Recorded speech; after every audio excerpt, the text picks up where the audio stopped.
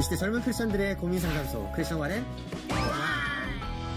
네, 안녕하세요. 저는 청년 사역을 맡고 있는 장희찬 전사입니다. 오늘도 청년들의 고민들을 허심탄회하게 그리고 적나라하게 파헤쳐보고 나눠보는 시간을 갖도록 하겠습니다. 우리 젊음과 건강함과 싱그러움과 열정을 담당하고 있는 네 분의 패널 나와 계십니다. 어서 오세요. 안녕하세요. 반갑습니다.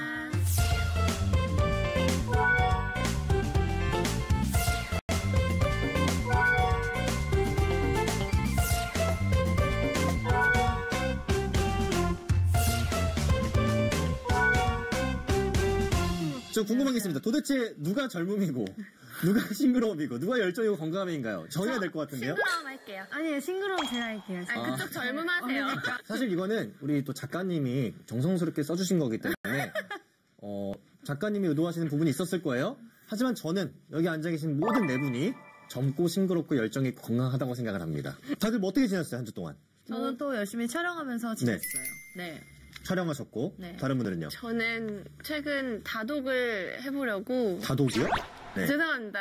책 많이 읽기 도전 중이어서. 네. 어떤 책을 지금 생각하고 계세요? 다독이 뭐 그냥 아무 책이나 읽는 게 다독은 아니잖아요. 저는 약간 독서를 편식합니다. 그러시군요. 어떤 식으로 편식하세요? 소설만 굉장히 좋아합니다. 소설파시군요. 소설파.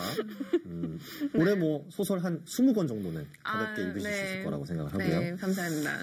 우리 우철 씨는 한 주 동안 어떻게 지냈어요? 저는 운동을 좀 해봤는데 네. 몸이 좀 커진 것 같나요? 전혀 그렇지 않는데요. 어디 있는 거죠? 똑같은 것 같은데. 눈에 다 감춰져 있어요. 굳이 뭐 보고 싶지 않은데 계속 감춰두는 걸로 일단. 기님하시면 넣어주세요. 여름에. 여름까지요? 네. 알겠습니다. 저도 사실 뭐 열심히 운동하고 있기 때문에 오. 뭐 변화가 있나요? 너무 시선을 그게 많이 주지 마시고 막 위아래로 훑으시는 게 봤어요. 제가 지금 그건 좀 그렇고 앞으로 계속 우리 열심히 운동하는 걸로 예. 하는 걸로 네, 알겠습니다. 파이팅 하세요. 네. 저는 종강을 한 행복을 지금 마음껏 누리고 있습니다. 좋은가. 네, 너무. 이제 뭐 편안하게 쉬면서 다리 뻗고 자고 네, 그럼. 즐겁게 노는 것만 남아있네요. 네, 뭐 연기 연습도 해야죠. 어떻게 놀기만 하겠어요. 네. 교과서적인 답변. 교과서적인 답변. 사실 우리가 그 신앙생활 하다 보면요. 갖게 되는 많은 오해들이 있을 것 같아요. 주변에서 봤을 때 뭐 이렇게 교회에서 봉사나 헌신을 많이 하면은 그 사람은 신앙심이 좋고 믿음이 좋은 사람이다. 봉사 많이 하면. 예, 그런 오해들이 비슷한 면에서 예배 안 빠지고 뭐 기도 많이 하고 성가대하고 찬양팀 하고 교사하고 뭐 이러면요. 예.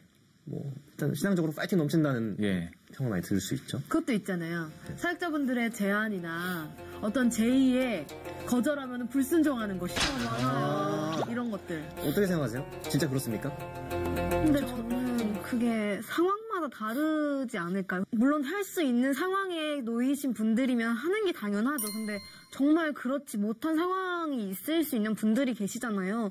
그런 분들의 경우에는 다른 것 같아요. 그런 오해들도 있잖아요. 어떤 오해들이죠? 뭐 헌금은 목사님들이 다 가져간다. 담임 목사님이 다 가져간다. 뭐라고요? 아니 아직도 그런 생각을 갖고 계신 분들 계세요? 그런 오해들이 네. 성도들이 있을 수 있어요. 만약 진짜 그러면 아마 대부분 많이들 목사 하신다고 그러지 않을까요? 네. 저는 어렸을 때 목사님이 강당에서 이렇게 헌금함을 이렇게 하면은 그래서 받으시잖아요, 이렇게? 이렇게 하면은 하나님이 내려와서 받아가시는 줄 알았어요. 저도 그랬어요. 어렸을 때 그랬어요. 저는 그런 줄 알았어요. 그렇게 생각할 수 있죠. 네. 네. 최근에 제가 전도한 친구가 전혀 교회에 대해서 아무런 몰라요. 아무것도 몰라요. 문화도 모르고 저한테 직접 물어봤어요. 형, 근데 진짜 솔직하게 얘기해달라고. 헌금 들어온 거 목사님이 다 갔지? 거봐요. 저한테 이렇게 물어본 거 기억났어요, 지금. 근데 믿지 않는 친구들도 그렇게 생각을 해요. 실제로. 그렇게 생각하시는 분들 의외로 많나 봐요. 많아요. 자, 우리가 사실 지금 이거 신앙생활에 대한 오해 말하자면 한도 끝도 없습니다. 네. 그렇죠? 오늘 이 시간 안에 모든 것들을 다 얘기할 수는 없고요. 네. 계속해서 우리의 고민 상담소를 통해서 그런 오해들을 풀어보고 또 살펴보는 시간들을 가져보면 좋을 것 같아요. 네.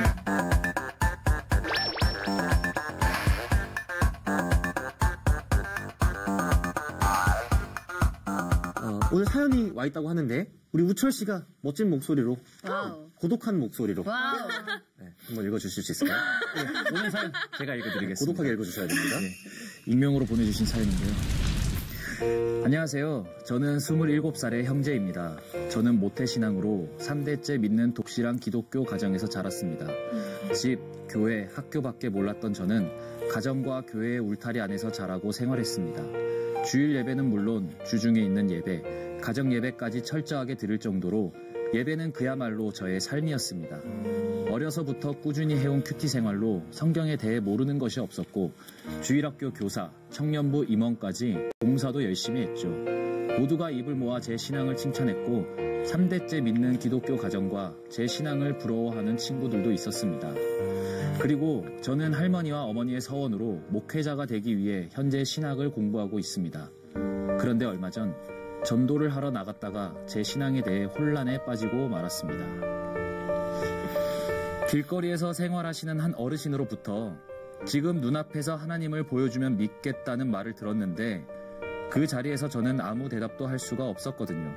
생각해보니 지금까지의 제 신앙은 모두 거짓인 것 같았습니다. 예수님을 언제 만났는지 아무리 떠올려봐도 기억이 나질 않았습니다. 머릿속에는 늘 있었던 예수님이 가슴속에는 없었다는 걸 알게 된 순간 입 밖으로 그 어떤 이야기도 할 수가 없었습니다. 그동안 믿고 있는 거라 생각했던 신앙이 배운 신앙이었더라고요. 그동안 예수님을 배우기만 했지 입 밖으로 한마디 꺼내지도 못하는 제가 앞으로 어떻게 신학을 할 수 있을지 모르겠습니다. 이거 좀 심각한 고민인데요. 네. 그렇죠. 여러분 사연 보시면서 어떤 생각 드셨어요? 전 공감이 많이 갔어요. 모태신앙이라면 저도 이런 생각을 했었고 또 모태신앙뿐만 아니라 어렸을 때부터 신앙을 갖고 계셨던 분들은 한 번씩은 다 갖는 고민인 것 같아요. 그래서 공감이 많이 됐었어요. 근데 이분이 이제 사연 중에 말한 부분이 어렸을 때부터 큐티를 하면서 성경에 대해 모르는 게 없었다고 말씀하셨잖아요. 네네. 근데 이제 누군가 그런 질문을 할아버지께서 하셨을 때 탁 대답하지 못하는 모르는 게 탁 나오니까 이분이 당황하신 것 같아요. 나는 어렸을 때부터 이렇게 열심히 믿어왔고 다 봉사도 했고 했는데 왜 내가 이걸 모르지? 그러니까 그것 때문에 내가 하나님을 정말 완전히 모르는 건가? 라고 좌절하실 필요는 또 없는 것 같아요. 네. 그러니까 예수님을 사실 믿고 있는데 네, 믿고 있는데 너무 허탈감이 커서 신앙심이 없는 걸까? 내가 완전히 모시지 못한 걸까라는 엄청 혼란스러운. 좌절감에 빠져 있는 것 같거든요. 그렇죠. 네. 지금 보면 이분이 앞으로 신학을 계속 할 수 있을지 모르겠다는 부분이 있잖아요. 근데 저희 같은 그냥 일반 성도들은 내가 그런 부분을 느꼈어. 어떻게 된 거지? 하고 혼란에 빠질 수 있지만 이분은 신학을 공부하고 계시고 앞으로 사역을 하고자 하시는 분인데 이거는 좀 심각하게 돌아봐야 되는 부분이 아닌가 싶기는 해요. 만약에 그러니까 하나님을 만났어도 그 사랑을 잊고 사는 경우가 많잖아요. 그러면 다시 돌아오면 돼요. 근데 이제 이분 이제 사연 주신 분이 말씀하셨던 것처럼 만났다는 자체를 모르겠다고 하셨잖아요. 그러면 그 경우가 아예 케이스가 다르기 때문에 저는 하나님을 일단 제대로 만나고 그 나서부터 또 신학을 다시 해야 하지 않나. 왜냐면 그 신학이라는 그 자체가 바로 서 있어도 가기 힘들잖아요. 이분의 고민이 단원 신학의 문제는 또 아닌 것 같아요. 그냥 하나님 자체에 대한 신앙심의 문제를 고민하고 있는 것이지 뭐 신학을 이분이 앞으로 하실지 말지는 우리가 너무 크게 고민하지 말자고요. 네네. 알아서 잘 하실 거예요, 그 문제는. 그렇죠? 네. 저는 너무 공감이 가는 게 저도 유아 세례를 받아서 계속 자연스럽게 교회를 나가고 그냥 거의 교회 안에서 살았어요. 근데 그렇게 삶을 보내다가 이제 예술중학교를 가면서 뭐 일요일에도 레슨을 해야 되니까 주일에 교회 못 나가고 그리고 또 유학 가서 기숙사 생활을 했거든요. 그래서 주일에도 밖에 못 나가요. 동네가 위험해서 그때는 한국에 돌아와야 교회를 다닐 수 있었어요. 그리고 대학교 가서는 성경에 하지 말라는 건 다 하고 있는 것 같은 삶을 살고 있는 거예요. 심지어 그렇게 몇 년간 교회도 안 나갔고 그런데 저는 지금 와서 돌아보면 내 신앙이 아니었던 거예요. 어렸을 때 내가 신앙을 갖고 있다고 생각했고 살아왔는데 네. 어느 시점이 되니까 아니었던 거예요. 습관적으로 이 찬송을 내가 맨날 부르고 아는 찬송이니까 부르는 거지 이게 정작 무슨 말을 하고 있는 건지 몰랐던 거죠. 저도 정현 씨 말에 공감을 많이 하는 게요. 어렸을 때부터 그냥 교회 가는 게 너무 저도 모태신앙이니까 너무 당연한 거예요, 그게. 그쵸. 그래서 당연했고 항상 가던 교회니까 머리에 아는 게 너무 많아요. 머리로만 아는 거예요. 아는 게 많으시군요. 그러니까 머리로만 그 안다는 게 그 마음으로 아는 게 아니고 머리로만 아는 건데 그 지식적으로. 사실을 몰라요.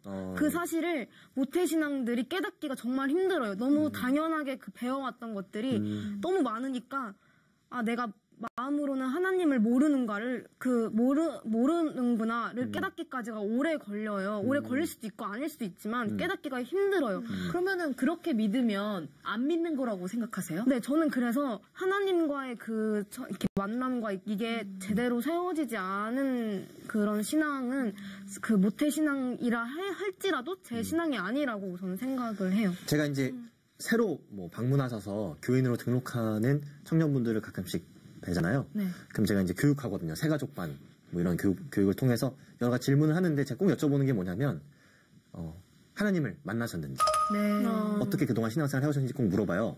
그럼 진짜 많은 분들이 뭐라고 대답하시냐면 저는 모태신앙입니다.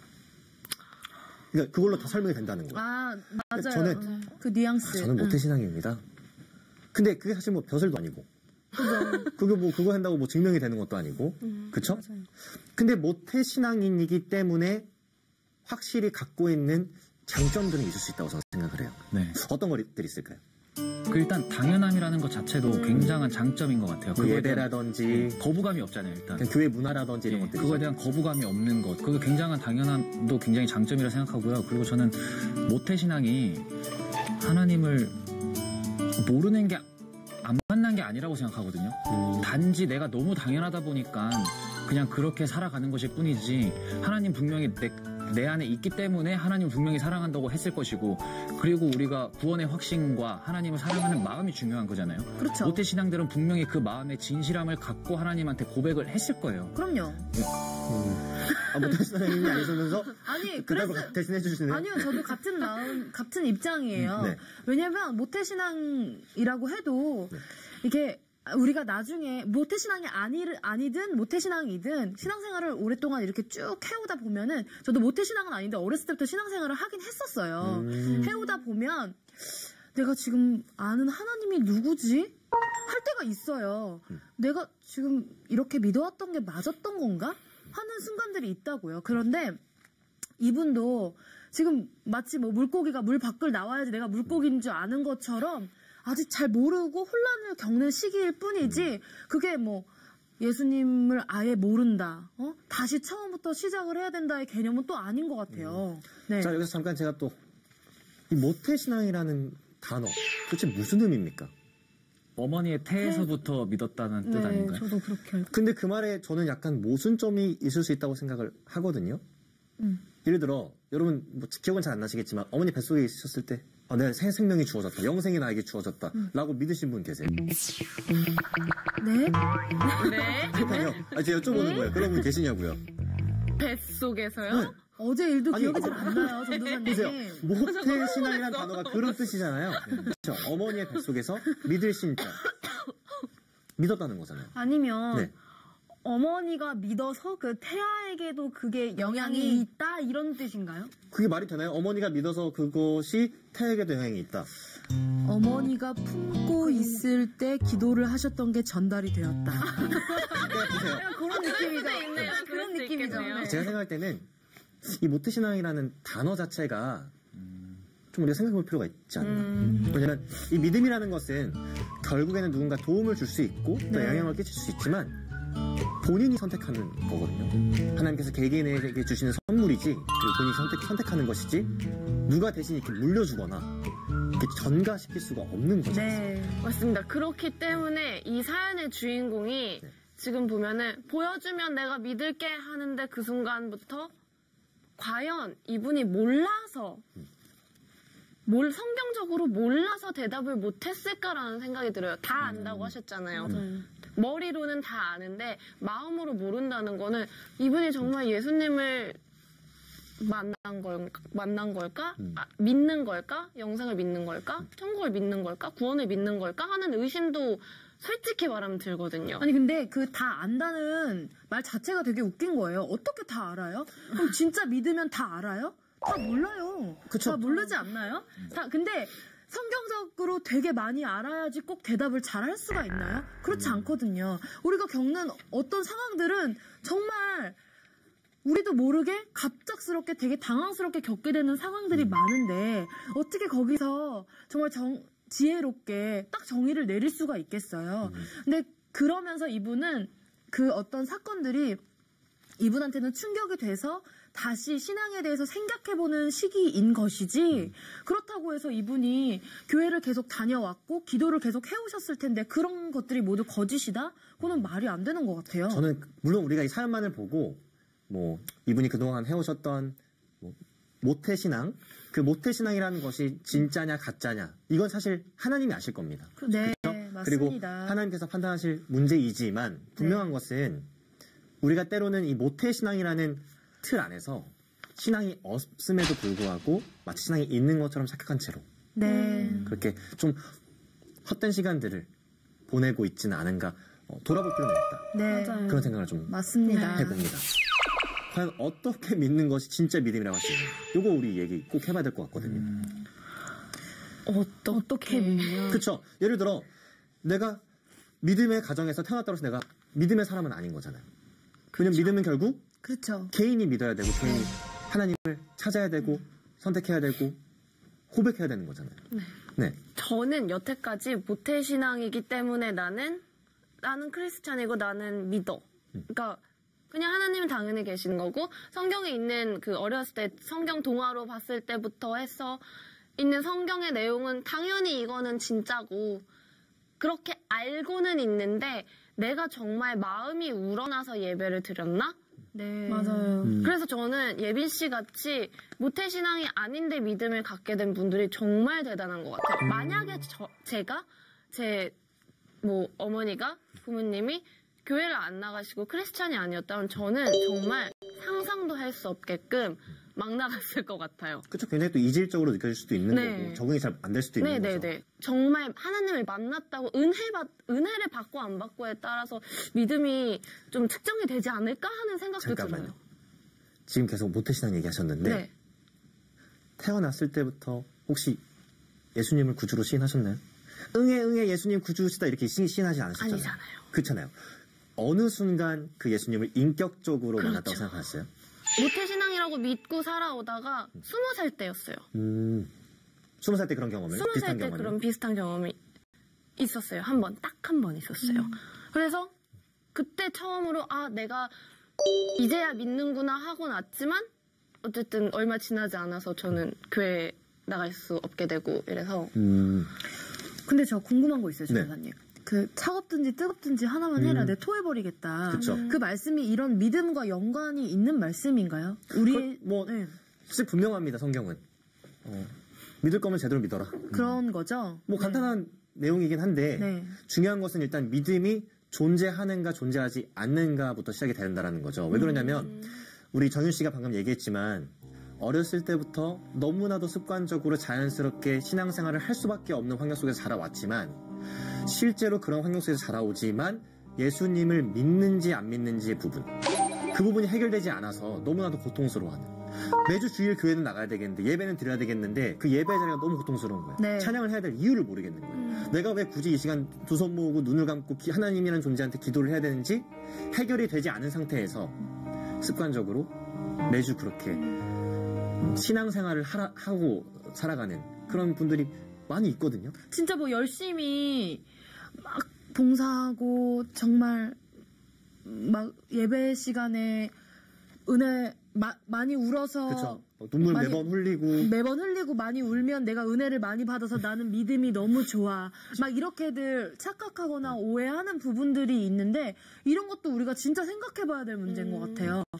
믿음이 좋고 나쁘고는 우리 스스로 절대 판단할 수 없는 문제인 것 같아요, 저는. 근데 저는 네. 신앙과 그 믿음에서 좀 중요하다고 생각하는 게 구원의 확신이 있느냐 없느냐가 굉장히 중요하다고 생각하거든요. 네네. 모태든 모태신앙이 아니든 내가 구원의 확신이 있어서 있는 신앙이냐 믿음이냐가 굉장히 중요하다고 생각하는데 저 같은 경우에도 모태신앙이었어요. 모태신앙으로 당연하게 정말 대부분의 모태신앙이 그렇듯이 당연하게 교회 다니고 또 썬데이 크리스천처럼 그렇게 다니는 모습들이 있었는데 저 같은 경우에는 그렇게 지내다가 하나님을 굉장히 깊게 만나게 된 순간이 제가 20대 초반에 교통사고 나면서 굉장히 크게 좀 아팠던 적이 있었거든요. 예, 그때 어느 정도로 좀 크게 사고가 났었냐면은 의사가 3일 넘기기 힘들다고 중환자실에서 계속 경과를 지켜보는 그런 상황까지 처해 있었는데 3일 만에 큰일 날 뻔했네요. 예, 그때 저한테 가장 중요한 건 그거였었어요. 제가 어쨌든 의식 사고는 할 수 있었거든요. 이 장기 손상이 워낙 심했었기 때문에. 근데 그 순간 저한테 가장 중요한 건 그거였어요. 나는 천국을 갈 것인가? 나는 구원의 확신이 있는가? 근데 저는 구원의 확신이 있었거든요.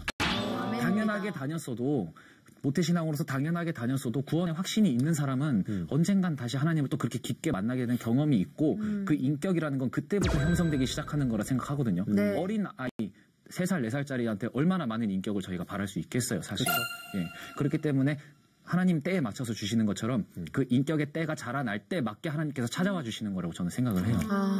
구원의 확신의 문제도 되게 중요한 부분이긴 하죠. 믿음에 있어서. 네. 소연 씨 혹시 언제 하나님을 인격적으로 만나셨어요? 네, 저는 이렇게 막 엄청 뜨겁게 막 눈물이 엄청 나고 이러지는 않았고요. 저는 정말 제가 자연스럽게 하나님이 만나주셨거든요. 근데 아까 정윤 씨가 말씀하셨던 것처럼 꼭 하나님을 꼭 울고 이렇게 해야 만나는 줄 알았어요, 저는. 그래서. 찬양할 때 막 손 들고. 네네네. 그래서 이제 리더 모임을 했을 때, 이제, 어떻게 해서 하나님 만난 애들 이제 얘기해볼까라고 하셨는데, 애들이 다 그렇게 말하는 거예요. 난 눈물을 흘렸고, 막 그때부터 막 진짜 막 멈출 수 없었고, 막 그런 얘기가, 좀 그런 경험이 없었어서, 그럼 나는 하나님을 만나지 못했던 건가? 이런 고민을 정말 많이 한 적이 있었거든요. 그래서 이제 선생님께 가서 선생님 저는 그런 경험이 없는데 그럼 저는 예수님을 만나지 못한 건가요? 라고 말씀을 여쭤봤거든요. 근데 그 선생님께서 저에게 하신 말씀이 소연아 하나님은 다 너희 그 자녀들의 눈높이를 맞춰서 만나주셔. 어떤 아이는 그렇게 뜨겁게 만나주시는 게 눈높이에 맞춰주신 거고 너의 눈높이는 그게 아닐 수도 있는 거야. 그래서 꼭 그렇게 만나야만 하나님을 만났다고 할 수 있는 게 아니야. 너 삶에서도 분명 너가 만났는데 네가 인지를 못한 걸 거야 라고 말씀을 하시더라고요.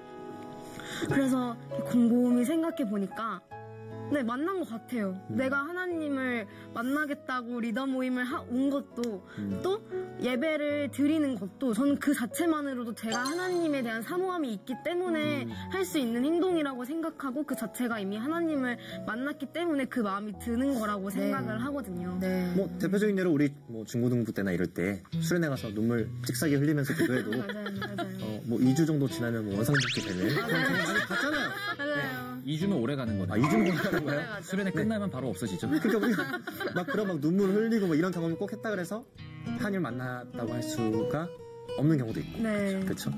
저는 이런 혼란이 있어요.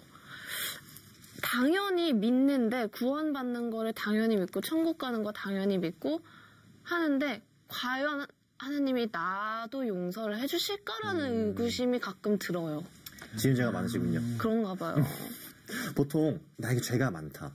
용서받아야 될 것이 많다라고 여기시는 분들이 그런 고민 많이 하세요. 근데 저도 죄가 너무 많은 것 같아서 찬양 드리기가 너무 죄송한 거예요. 기도 드리는 것도 너무 죄송한 거예요. 그래서 그 금요철화였는데 그때 예배를 가고 찬양도 한 곡도 못 드리고 기도도 아예 못하고 나왔어요. 너무 죄송한 거예요. 그 하는 게 너무 죄짓고 죄송하다 하고 죄짓고 또 죄송하다 하고 이런 게 너무 반복적인 것 같아서 그런 게 저도 고민이었던 적이 되게 많았었어요. 저는 방금 두 분의 이야기 속에서 참된 믿음의 모습을 발견해봅니다. 왜냐면요. 아무리 우리가 어렸을 때부터 교회 생활 잘하고 예배 생활 안 빠지고 잘하고 기도 맨날 하고 성경 읽고 그래도 결국 하나님 앞에 적나라하게 서 있는 나의 모습이 죄인임을 자각하지 못하고 그러한 죄인된 나를 위에서 예수 그리스도께서 죽으셨다는 것을 믿지 못하고 믿어지지 않는다면 우리 그거 믿음이라고 할 수 없잖아요. 네. 너 어떻게 언니한테 얼마나 지금 뭔가 혼자 감격하셨어요, 지금. 은혜 받은 것 같은데. 지금 은혜 받으신 것 같은데요? 네. 근데 정말 그러한 믿음이 나에게 있는지 없는지는 각자 정말 돌아보고 살펴봐야 될 문제라고 생각을 합니다. 네. 아이들의 키가 자라는데 필요한 꼭 3가지 요소가 있다고 합니다. 첫 번째는요, 먼저 충분한 영양소가 공급이 돼야 되고요. 두 번째는 열심히 운동해야 되고요. 세 번째는 충분한 휴식을 취해야 된다는 것입니다. 우리의 신앙도요, 건강하게 자라기 위해선 이 3가지 요소가 꼭 필요합니다. 우리가 말씀을 통해서 그 귀한 영적인 양식을 통해서 영적인 에너지원이 공급되어야 되고요.